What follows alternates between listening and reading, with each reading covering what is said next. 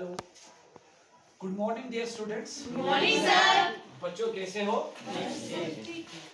सब ठीक ठाक है? Yes sir. हम पर स्ट्रक्चर ऑफ, मैं आपको टॉपिक पढ़ा रहा हूँ बोहर्स मॉडल ऑफ एटम। क्या पढ़ा रहा हूँ? Bohr's model of atom.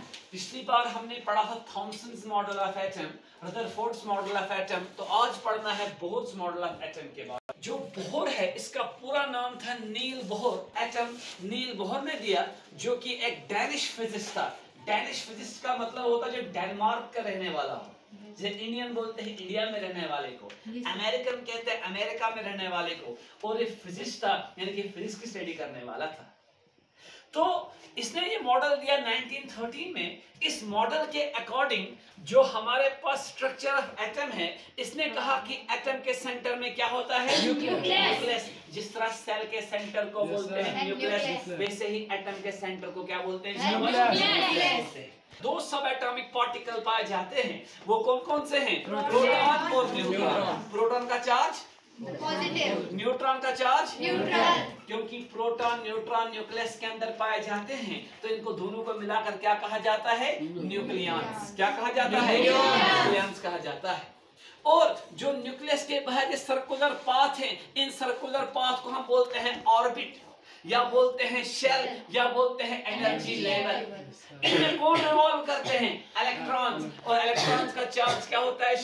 Negative. Electron को डिस्कवर किया था जे थॉमसन ने, और प्रोटॉन को डिस्कवर किया था, शाबाश, प्रोटॉन को डिस्कवर किया था किसने? शाबाश, गोल्डस्टीन ने। ई गोल्डस्टीन ने बेसिकली नाम दिया था ई गोल्ड। तो मैंने कहा कि जो इलेक्ट्रॉन है ये रिवॉल्व करते हैं around the nucleus in circular path. उन सर्कुलर पाथ को हम कहते हैं ऑर्बिट या शेल और एनर्जी लेवल।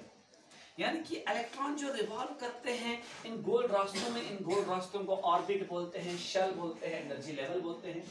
अब किस शेल में कितने इलेक्ट्रॉन हैं? इसके लिए फॉर्मूला है, शाबाश, 2n²। क्या फॉर्मूला है? 2n²। n का मतलब है आपने कौन सा वाला शेल लिया है। अगर 1 लिया है तो कौन सा शेल है? K। अगर 2 तो L, 3 M, 4 N, 5 O, 6 P, 7 Q। यहाँ तक आपके मैक्सिमम इलेक्ट्रॉन एकोमोडेट हो जाते हैं। और K शेल में कितने इलेक्ट्रॉन पहुंचते हैं? 2। L शेल में 8, M में 18, N 32, O 50, P 32, Q 98। किस फॉर्मूले इसका लगाकर ये 2n² फॉर्मूला।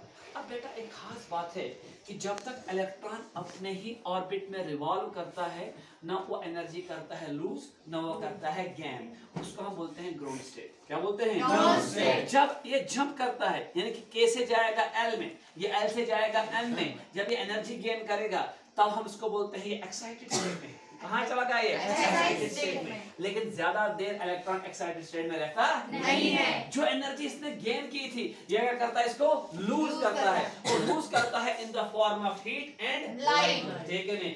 और जब ये in the form of energy को लूज करता है in the form of heat and light, ये वापस आता है उसी शेल में, उसी ऑर्बिट में जहां से इसने क्या किया था? गेन किया था और राइज हुआ था, यानी कि जब मारी थी। तो जब ये वापस आता है अपने शेल में वापस, इसको हम बोलते हैं ग्राउंड स्टेट। क्या बोलते हैं? Ground state. मानो के शेल में जो इलेक्ट्रॉन, उसकी वो ग्राउंड स्टेट है। L में जो इलेक्ट्रॉन है वो उसकी ग्राउंड स्टेट है। यानी कि जो शेल जिसका है, जो इलेक्ट्रॉन जिस शेल का है, वो शेल उसके लिए क्या है? उसकी ग्राउंड स्टेट। लेकिन अगर उसने एनर्जी गेन की और उसने जंप किया from lower energy orbit to higher energy orbit, तब उसको किसमें बोलते हैं? तो हमने क्या सीखा? कितने फंडामेंटल पार्टिकल हमारे पास एक एटम में होते हैं? 3, electron, proton, neutron. Proton neutron कहां पर पाए जाते हैं? न्यूक्लियस के अंदर। उनको न्यूक्लियन कहते हैं। इलेक्ट्रॉन कहां होते हैं? वो न्यूक्लियस के बाहर रिवॉल्व करते हैं। सिर्फ प्लैनेट घूमते हैं सन के इर्द-गिर्द, इलेक्ट्रॉन घूमते हैं न्यूक्लियस के इर्द-गिर्द। ठीक है? इन इलेक्ट्रॉन को फर्मियंस भी कहा जाता है। ठीक है नहीं? और ये कांसेप्ट कब आया? 1913 में। किसने दिया ये? शाबाश, नील बोहर ने। ये बस सब बातें आपको समझ आ गई? Yes sir. समझ आ गई? Yes sir. कोई शक? No sir. कोई doubt? No sir. Thank you very much for